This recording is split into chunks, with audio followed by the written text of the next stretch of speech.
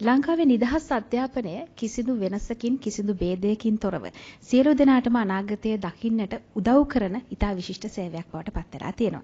අනේ නිසා අපේ රටේ උසස් අධ්‍යාපන ක්ෂේත්‍රයට අලුතින් එකතු වෙන එක්තරා ක්‍රමවේදයක් එක්තරා වැඩසටහනක් පිළිබඳව සාකච්ඡා කරන්නටයි අද දවසේ තුන්වන මාධ්‍ය සාකච්ඡාව අපි මේ ආකාරයෙන් වෙන් කරනු ලබන්නේ. ආබාධ සහිත විශ්වවිද්‍යාල විද්‍යාර්ථීන් සඳහා ක්‍රියාත්මක කෙරෙන ජනාධිපති අරමුදල් ශිෂ්‍යාධාර වැඩසටහන පිළිබඳවයි මේ මාධ්‍ය සාකච්ඡාව වෙන් කර ඇත්තේ. ඒ සඳහා ගෞරවනීය සහභාගීත්වය ග්‍රාමීය සංවර්ධන සමාජ ආරක්ෂණ සහ ප්‍රජා සවිපල ගැන්වීම අමාත්‍ය ආචාර්ය උපාලි පන්නිලගේ මහතා, පාර්ලිමේන්තු මන්ත්‍රී සුගත් වසන්තද සිල්වා මහතා, ජනාධිපති ජ්‍යෙෂ්ඨ අතිරේක ලේකම් පරිපාලන හා රාජ්‍යතාන්ත්‍රික කටයුතු සහ ජනාධිපති අරමුදලි ලේකම් රෝෂන් ගමගේ මහතා, ඒ වගේම විශ්වවිද්‍යාල ප්‍රතිපාදන කොමිෂන් සභාවේ සභාපතිතුමන් මහාචාර්ය කපිල සෙනෙවිරත්න මහත්මයා. බොහොමත්ම ගෞරවයෙන් ඔබ සියලු දෙනා අද වැඩසටහන වෙනුවෙන් අප පිළිගනු ලබනවා රජයේ ප්‍රවෘත්ති දෙපාර්තමේන්තුව වෙනුවෙන්. මුල්ම අවස්ථාව ග්‍රාමීය සංවර්ධන සමාජ ආරක්ෂණ සහ ප්‍රජා සවිපල ගැන්වීම අමාත්‍යතුමන් වෙත මේ කුමක්ද මේ වැඩසටහන ඇයි අමාත්‍යාංශයක් වශයෙන් මේ පිළිබඳ ප්‍රමුඛත්වය ලබා දීමට තීරණය කළේ කියන කාරණාවෙම අපි ආරම්භයක් ලබා ගනිමු අමාත්‍යතුමනි. සුබ සන්ධ්‍යාවක්. අද විශේෂයෙන්ම අපේ අවධානයට යොමු වන්නේ සරසවි දිරියෝ අභිමන් නමින් අපි ආරම්භ කරනු ලබන අලුත් වැඩසටහන පිළිබඳව මාධ්‍යවේදී ඔබ සමහරහා මේ රටේ ජනතාව දැනුවත් කිරීම. අපි දන්නවා අපේ රටේ ආබාධ සහිත පුජ්‍යලයන් කියලා කියන්නේ අනිකුත් සාමාන්‍ය ජනතාව වගේම අභිමානයෙන් ජීවත් වීමට අවශ්‍ය පසුබිම නිර්මාණය කළ යුතු සමාජ කණ්ඩායමක්. ඉතින් ඒ නිසා විශේෂයෙන්ම වර්තමාන රජයේ බලයට පැත් වූ මොහොතේ සිටම ආබාධ සහිත පුජ්‍යලයන්ගේ ජීවන තත්ත්වය උසස් කිරීමත් ඔවුන්ගේ සමාජ තත්ත්වය උසස් කිරීමත් වෙනුවෙන් විශේෂ වැඩසටහන් ගණනාවක් ක්‍රියාත්මක කරනු ලබනවා. ඒ අතර එක් සුවිශේෂී අවස්ථාවක් තමයි ආබාධ සහිත පුජ්‍යලයන්ගේ අධ්‍යාපන අවස්ථා සඳහා අවශ්‍ය ඒ මඟ පෙන්වීම, අවශ්‍ය ආධාර උපකාර කිරීම සහ ඔවුන්ට අවශ්‍ය අනිකුත් පහසුකම් සැලසීම. ඒ අනුව වර්තමාන රජය බලයට පත් වූ මොහොතේ සිටම අපි විශ්වවිද්‍යාල අධ්‍යාපනය ලබන විද්‍යාර්ථීන්ට සාමාන්‍යයෙන් සියලු දෙනාටම එතෙක් ලබා දෙනමින් තිබුණු ශිෂ්‍යාධාර අරමුදල රුපියල් 4000ක මුදලක් තිබුණේ. ඒ මුදල අපි රුපියල් 9000 දක්වා වැඩි කරා. ඒ වගේම මහපොළ ශිෂ්‍යාධාර ලබාගෙන හිටපු සියලුම දෙනාගේ ආබාධ සහිත සහ ආබාධ රහිත ඒ සියලු දෙනාටම අපේ රුපියල් 5000ක තිබුණු ඒ මහපොළ ශිෂ්‍යාධාර අරමුදල මාසිකව රුපියල් 10000 දක්වා ඉහළ නංවනු ලැබුවා. ඊටත් අමතරව අතිගරු ජනාධිපතිතුමා මුදල් අමාත්‍යවරයා විදිහට 2026 අයවැයෙන් කිසියම් ආබාධ සහිත සිසුවෙක් රජයේ විශ්වවිද්‍යාලයක උසස් අධ්‍යාපනය ලැබීම සඳහා තෝරාපත් කරගන්නවා නම් ඔවුන්ගේ දක්ෂතාවය මත ඒ අයට අර ශිෂ්‍යාධාර සහ මහපොළ ශිෂ්‍යාධාර වලට අමතරව තවත් රුපියල් 5000ක අමතර දීමනාවක් ලබා දීම සඳහා යෝජනා කරලා මේ වෙනකොට ක්‍රියාත්මක වෙමින් පවතිනවා. ඒත් එක්කම අපි තවත් පැත්තකින් විශේෂයෙන්ම ආබාධ සහිත පුද්ගලයන්ට විශ්වවිද්‍යාල හරහා උසස් අධ්‍යාපනය ලබා දීම සඳහා ප්‍රතිපත්තිමය තීරණ ගණනාවකුත් ගනු ලැබුවා. අපේ බලයට පත්වනකොට අපේ රටේ රාජ්‍ය විශ්වවිද්‍යාලවල ආබාධ සහිත සිසුන්ට උසස් අධ්‍යාපන අවස්ථා ලැබුණේ සීමිත ක්ෂේත්‍ර කීපයක විතරයි. විශේෂයෙන්ම කළමනාකරන ඒ වගේම කලා සහ සීමිත විද්‍යා අංශයේ ක්ෂේත්‍ර කීපයක පමණයි උසස් අධ්‍යාපන අවස්ථා අපි බලයට පත් වෙනකොට ආබාධ සහිත සිසුන්ට ලබා දීලා තිබුණේ. නමුත් අපි මේ වෙනකොට අපේ විශ්වවිද්‍යාල ප්‍රතිපාදන කොමිසමත් සමග සාකච්ඡා කරමින් ඒ වගේම විශේෂයෙන්ම අධ්‍යාපන උසස් අධ්‍යාපන සහ වෘත්තීය අධ්‍යාපන අමාත්‍යාංශීය උපදේශක කාරක සභාව හරහා පාර්ලිමේන්තුවේ අපි දැන් ප්‍රතිපත්තියක් විදිහට අපේ රටේ තියෙන රාජ්‍ය විශ්වවිද්‍යාල ඕනෑම එකක ඕනෑම ෆැකල්ටි එකකට ආබාධ සහිත සිසුන්ට ඇතුළත් වීම සඳහා අවශ්‍ය පහසුකම් නිර්මාණය කරලා තිබෙනවා. ඉතින් මෙන්න මේ වැඩසටහන් වල තවත් එක්තරා දිගුවක් විදිහට තමයි අපි මේ සෙනසුරාදා ආරම්භ කරනවා අතිගරු අගමැතිතුමියගේ ප්‍රධානත්වයෙන් මේ සරසවි දිරියෝ අභිමන් නමින් අපේ රටේ විශ්වවිද්‍යාලවල අධ්‍යාපනය ලබන ආබාධ සහිත විද්‍යාර්ථීන් ඇගීමේ වැඩසටහනක්. මේ වැඩසටහනට විශේෂයෙන්ම ජනාධිපති ලේකම් කාර්යාලයේ ජනාධිපති අරමුදලත් සම්බන්ධ කරගෙන මේ ඇගීම හරහා අපි බලාපොරොත්තු වෙන්නේ ආබාධ සහිත සිසුන්ගේ උසස් අධ්‍යාපනය සඳහා වුණ තව තවත් දිරිගැන්වීම සඳහා. ඒ අනුව දැනට ලංකාවේ රාජ්‍ය විශ්වවිද්‍යාලවල අධ්‍යාපනය ලබන 450කට ආසන්න සීලුවම ආබාධ සහිත සිසු සිසුවියන් නැත්නම් විද්‍යාර්ථීන් ඇගීමට ලක් කරලා ඔවුන් වෙත එක්වරක් පමණක් ලබා දෙන රුපියල් ලක්ෂයක දීමනාවක් ලබා දීම සඳහා අපි සැලසුම් කරලා තියෙනවා. මේ වැඩසටහන අපි අඛණ්ඩව පවත්වාගෙන යනවා. ඒ අනුව මින් ඉදිරියට විශ්වවිද්‍යාලයකට සුදුසුකම් ලබන ආබාධ සහිත විද්‍යාර්ථීන්ට අපි ඔවුන්ගේ අධ්‍යාපන කටයුතු තවත් හොඳින් කරගෙන යාම සඳහා අර මා කලින් කියපු ආධාර ලබා දීමේ වැඩසටහනට අමතරව ජනාධිපති අරමුදල මගින් තවත් රුපියල් ලක්ෂයක මුදලක් ලබා දීලා මේ හරහා අපි බලාපොරොත්තු වෙන්නේ ආබාධ සහිත සිසුන් අන්තර්කරණීය අධ්‍යාපන ක්‍රමයට යොමු කරලා ඕනොත් සමාජයේ අනිකුත් සාමාන්‍ය පුරවැසියන් වගේම ඔවුන්ගේ අපේ මානව සම්පතට ඔවුන් එකතු කරලා ඔවුන්ගේ සමාජ ජීවිතයත් ඒ වගේම ආර්ථික ජීවිතයත් ශක්තිමත් කිරීම. ඉතින් මේ අනුව වර්තමාන රජයේ විශේෂයෙන්ම අපේ එක්ව අත් නොහැර ඒ වගේම අභිමානවත් ගෞරවනීය ජීවිතයක් මේ ආබාධ සහිත පුද්ගලයන්ට ලබා දීම සඳහා ගෙන යනු ලබන වැඩසටහනේ තවත් එක් දිගුවක් විදිහට මෙන්න මේ අපි මේ සෙනසුරාදා ආරම්භ කරන මේ ආබාධ සහිත විශ්වවිද්‍යාලවල ඉගෙනුම ලබන විද්‍යාර්ථීන් ඇගීමේ වැඩසටහන අපිට හඳුන්වා දෙන්නට පුළුවන්. බොහොමත්ම ස්තුතියි ඔබතුමන්ට.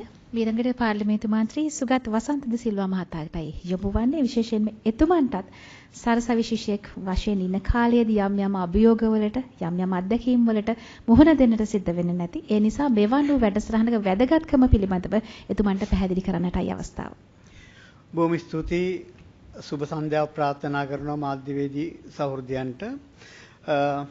1990 කොළඹ විශ්වවිද්‍යාලයට ඇතුළත් වෙච්ච මට අවුරුදු 4කට පස්සේ ප්‍රථම පන්තියේ සාමාර්ථයක් සහිතව විශේෂ වේදී උපාධියක් දිනා ගන්න පුළුවන් වුණා.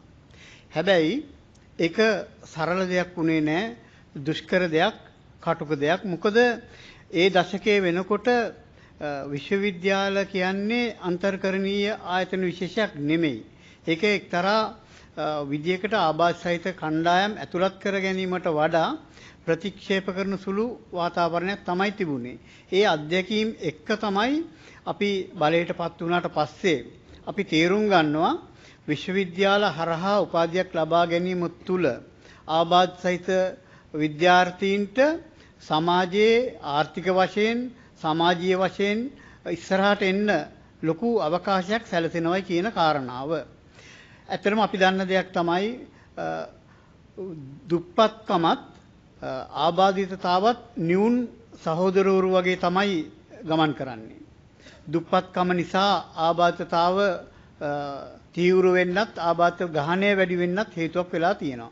අනිත් පැත්තෙන් මේ ආබාධිත බවත් එක්ක දිනුදුකමත් එක්ක පොරබදමින් අධ්‍යාපන ධාරාව ඔස්සේ එනවයි කියන ගමන අතිශය දුෂ්කර දෙයක්.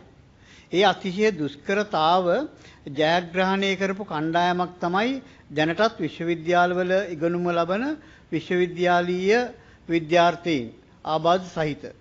මේ ප්‍රජාව Tamanට පහසුකම් නැති, ප්‍රවේශය නැති වපසරියක් තුල උපාධියක් දිනා ගන්නවයි කියන එකම විශ්මයක්.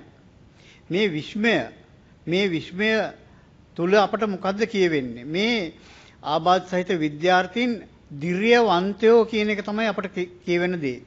අනිත් පැත්තෙන් ඔවුන් අදිෂ්ඨානවන්තයෝ කියන එක. මේ අදිෂ්ඨානවන්තයන්ට, මේ දිර්යවන්තයන්ට රටක් විදියට, ජනතාවක් විදියට, සමාජයක් විදියට අපි ඇගයීමක් කරන්න ඕනේ. ඒ ඇගයීම හුදු කඩදාසියකට සීමා වෙච්ච එකක් නොවිය යුතුයි. ගරු ජනාධිපති අනුර කුමාර දිසානායක මහතා ගිය අයවැය ලේඛනයෙන් ඉතා පැහැදිලිව මහ පොළ ලැබුණත්, ශිෂ්‍යාධාර ලැබුණත් ඊට අමතරව රුපියල් 5000ක දීමනාවක් යෝජනා කරනවා. ඇයි මේ ඔහු තේරුම් ගන්නවා සහ අපේ රජය තේරුම් ගන්නවා විශ්වවිද්‍යාලවල ඉගෙනුම ලබන ආබාධ සහිත ප්‍රජාවට සාමාන්‍ය ශිෂ්‍යයට වඩා දෙගුණයක් මහන්සි වෙන්න වෙනවා උපාධිය දිනා ගන්න. අනිත් පැත්තෙන් දෙගුණයකට වඩා වියදමක් දරන්න සිද්ධ වෙනවා. මෙන්න මේ වියදම අනිවාර්යයෙන්ම ඔවුන්ගේ පවුල් මතට තමයි එන්නේ. පවුල් මතට එනකොට ඒ බර රටේ විශාල පවුල් සංඛ්‍යාවකට දරන්න සිද්ධ වෙනවා. දෙමව්පියන්ට දරන්න සිද්ධ වෙනවා. ඔවුන්ගේ සහෝදර සහෝදරියන්ට දරන්න වෙනවා.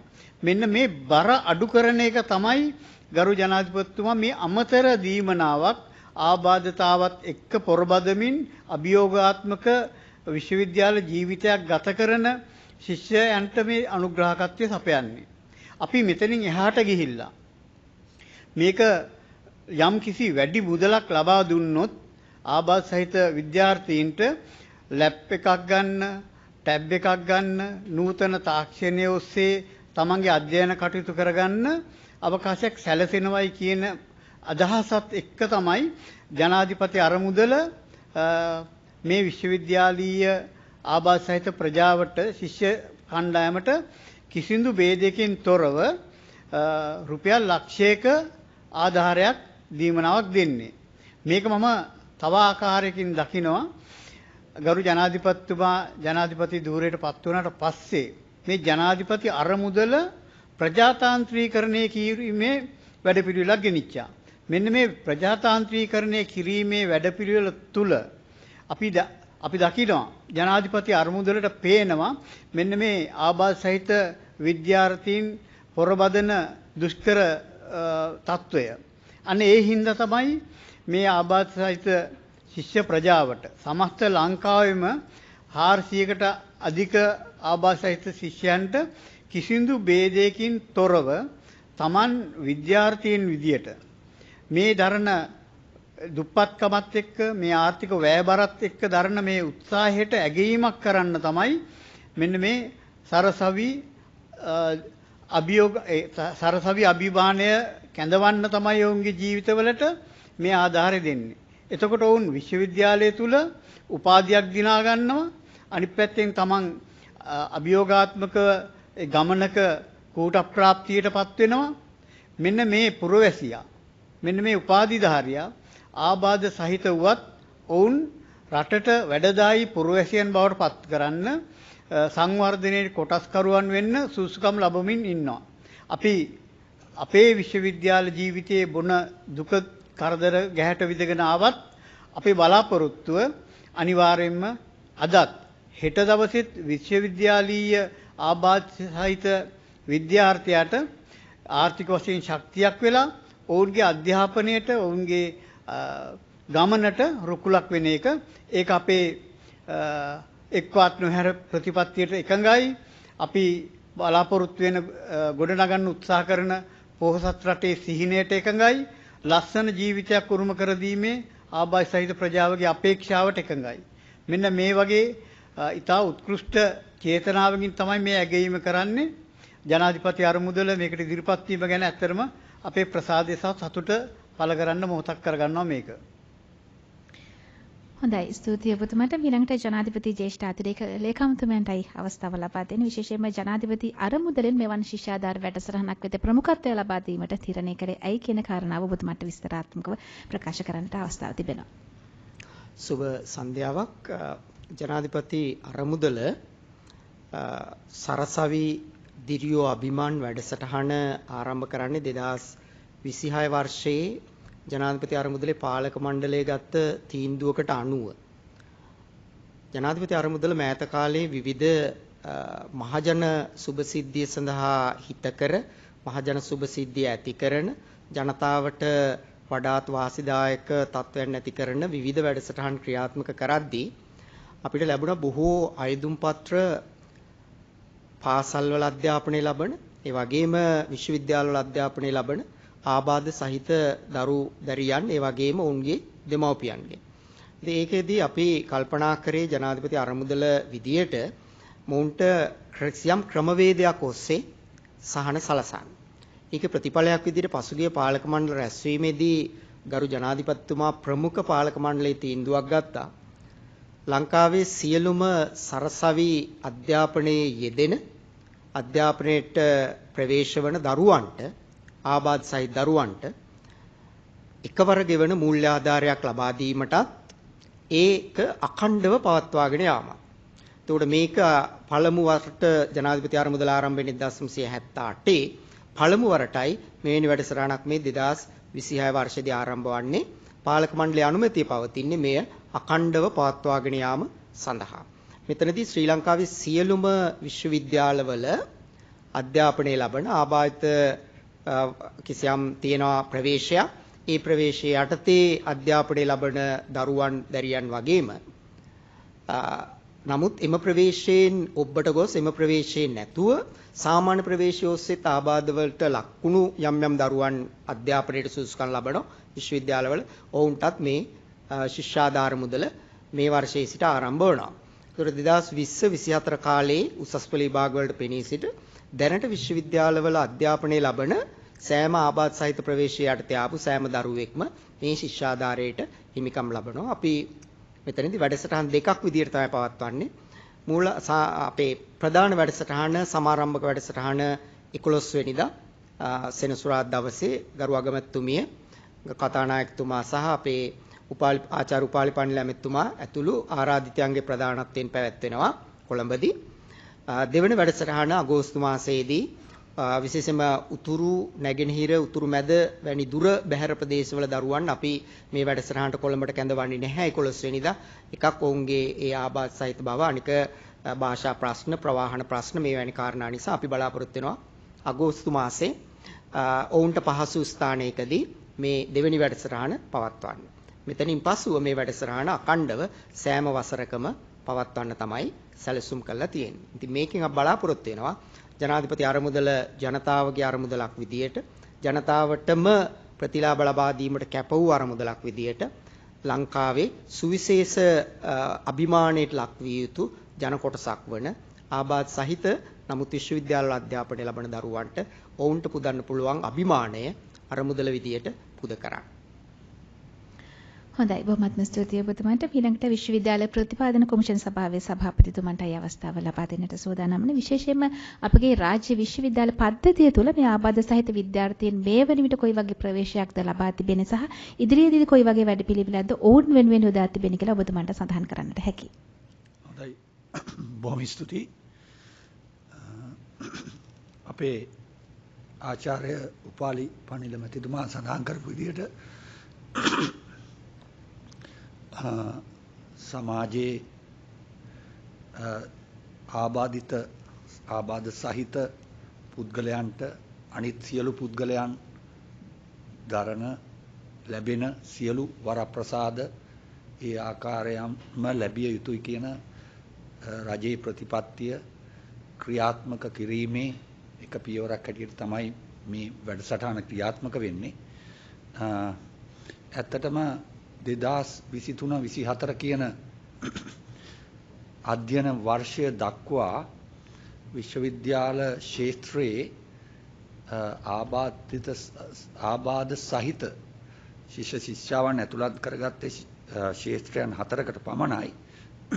නමුත් දැන් අපි 24-25 කියන අධ්‍යයන වර්ෂයේ ඉඳලා අපි විශ්වවිද්‍යාලවල උපකුලපතිවරුන් සමග සාකච්ඡා කරලා අපි අනිත් ක්ෂේත්‍රවලට මේ ශිෂ්‍යයින් බඳවා ගැනීම තවදුරටත් පුළුල් කරා. ඒ අනුව 23-24 අධ්‍යයන වර්ෂයේ 80ක් තරම් පිරිසක් බඳවාගත්ත එක අපි දැන් ඊට වැඩිය ක්ෂේත්‍ර සංඛ්‍යාව වැඩි කළා. මම ක්ෂේත්‍ර අලුත් ක්ෂේත්‍ර සංඛ්‍යාව කිව්වොත් එහෙම ක්ෂේත්‍රයන් තව 10ක් විතර වැඩි කරලා තියෙනවා.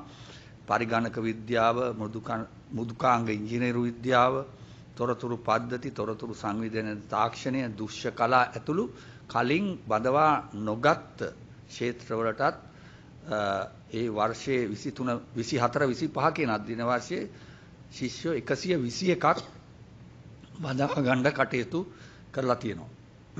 ඊට අමතරව 25-26 කියන අධ්‍යයන වර්ෂය සඳහා අපි ශිෂ්‍යයන් 200ක් තරම බඳවා ගන්න කටයුතු කරනවා. ඊළඟට 26-27 පටන් සියලුම පාඨමාලා සඳහා මේ ආබාධ සහිත ශිෂ්‍ය ශිෂ්‍යාවන් බඳවා ගැනීමට කටයුතු කරනවා. ඒ සඳහා අපිට හුඟක් දේවල් කරන්න වෙනවා. ඒ කියන්නේ විශ්වවිද්‍යාලවල පහසුකම් දියුණු කරන්න ඕන. ඒ අයට විශේෂ පහසුකම් අවශ්‍යයි. ඒ සඳහා දැන් අපි මේ සාකච්ඡාවේදී සඳහන් වුණා ශිෂ්‍ය ශිෂ්‍යාවන්ට දෙන උදව් උපකාර ගැන. ඒ වගේම මේ රජයේ අනුග්‍රහයෙන් ඒ විශ්වවිද්‍යාලවල තියෙන ඒ ශිෂ්‍ය ශිෂ්‍යාවන්ට අවශ්‍ය පහසුකම් ඇති කර ගැනීමත් දැනටම ආරම්භ වෙලා තියෙනවා. අපි මෙවර විශ්වවිද්‍යාලවලට වියදම් කරපු මුදල් වලිනුත් අපි රුපියල් මිලියන 25 සිට 50 දක්වා මුදලක් මේ ශිෂ්‍ය ශිෂ්‍යාවන්ගේ පහසුකම් දියුණු කරන්න යොදා ගන්න කියලා අපි විශ්වවිද්‍යාලවලට දැනුම් දීලා තියෙනවා. ඒ වගේම ඉදිරි කටයුතු සඳහා අපි විශ්වවිද්‍යාල වලින් දත් එකතු කරලා ඒ සඳහා කොතරම් වියදමක් යනවද කියලා ඇස්තමේන්තු කරලා ඒක ලබා දෙන්නත් ඉස්සරහට කටයුතු කරනවා. ඊට අමතරව මේ ශිෂ්‍ය ශිෂ්‍යාවන්ට අපි දන්නවා ඇති විශ්වවිද්‍යාලවලට තෝරා ගැනීමේදී තියෙනවා කට් ඔෆ් මාක් කියලා එකක් සාමාන්‍ය ශිෂ්‍යයන් ගන්නකොට. එතකොට මේ අපේ සුගත් මන්ත්‍රීතුමා කිව්ව විදිහට මේ ශිෂ්‍ය ශිෂ්‍යාවන්ට තියෙනවා ඉතා විශාල දුෂ්කරතා මාධ්‍යයේ ඒගොල්ලෝ ඉගෙනීම ලබන්නේ. ඒක නිසා මේ කියන කට් ඔෆ් මාක් එකත් යම්කිසි අඩු කට් ඔෆ් මාක් එකකින් ගන්න අපි ඉස්සරහට කටයුතු කරනවා. අවධ සහිත විද්‍යාර්ථීන් සඳහා ක්‍රියාත්මක වන ජනාධිපති අරමුදල් ශිෂ්‍යාධාර වැඩසටහන පිළිබඳව අපි සාකච්ඡා කළේ. ඒ සඳහා සහභාගී වූ ග්‍රාම්‍ය සංවර්ධන සමාජ ආරක්ෂණ සහ ප්‍රජාසවි බලගැන්වීම අමාත්‍ය ආචාර්ය උපාලි පන්නිලගේ මහතා, පාර්ලිමේන්තු මන්ත්‍රී සුගත් වසන්තද සිල්වා මහතා, ජනාධිපති ජ්‍යෙෂ්ඨ අතිරේක ලේකම් පරිපාලන හා රාජ්‍යතාන්ත්‍රික කටයුතු සහ ජනාධිපති අරමුදලේ ලේකම් රෝෂන් ගමගේ මහතා, ඒ වගේම විශ්වවිද්‍යාල ප්‍රතිපාදන කොමිෂන් සභාවේ සභාපතිතුමන් මහාචාර්ය කපිල සෙනවිරත් මහත්මයා බොහොමත්ම ස්තුතියි අපගේ මාධ්‍ය සාකච්ඡාවට පැමිණීම වෙනුවෙන් ඔබ සියලු දෙනාට.